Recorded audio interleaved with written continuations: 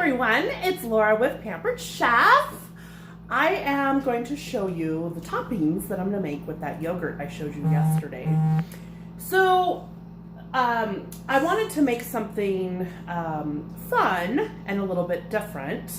And I love yogurt, guys. So if you'll go and look at my videos yesterday, I made homemade yogurt in the pressure cooker. Very, very easy, okay? Remember, Amazon Prime Mom, not Pinterest Mom. It's got too many steps. I ain't gonna do it. I ain't got time for that. So what we're gonna do is we're gonna make a caramel, salted caramel apple granola. So I have our oats right here. And I was reading the instructions and it said on the stovetop to cook your caramel. Well, I didn't do that. I did it in our cooking blender. So the blender actually mixed up the maple syrup and the butter. Now here's something that I did different and I can see why I should have bought. So ghee butter, G-H-E-E, is what the recipe called for. It's clarified butter. Here's why.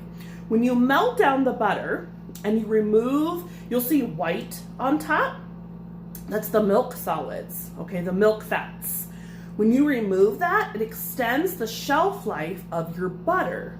So because I didn't buy ghee, I have regular butter, the shelf life of my granola will actually be less because milk, of course, can go rancid. Just like milk chocolate actually does not last as long as other chocolate because milk chocolate has actual milk in it. So what we're gonna do is I've chopped up an apple already, and I got my apples from the Rooted Gypsy this week, and they feel like they had maybe got a little cold. Well, don't throw away produce that maybe feels a little shrivelly. That's a technical term. This is great to cook with. So when you have bell peppers that are about to go, when they're shrivelly, cook them or cut them up right away and freeze them. And even if they're shrivelly, then you can cook them because they're gonna get shrivelly, more shrivelly. I think I've come up with a new word. So I've already cut up our apple, okay? So that's what I'm gonna put in here. And then I added our salt to the blender, okay? And I'm gonna add some cinnamon. Now I know you can't get the cinnamon, so any cinnamon will work. I like the cringy that Pampered Chef has carried over the years. My friend Robin at Mountain Valley Seasoning has a really good one. Maybe support your local place that has seasonings. It's always a great option because you know that they're it's gonna be really good. So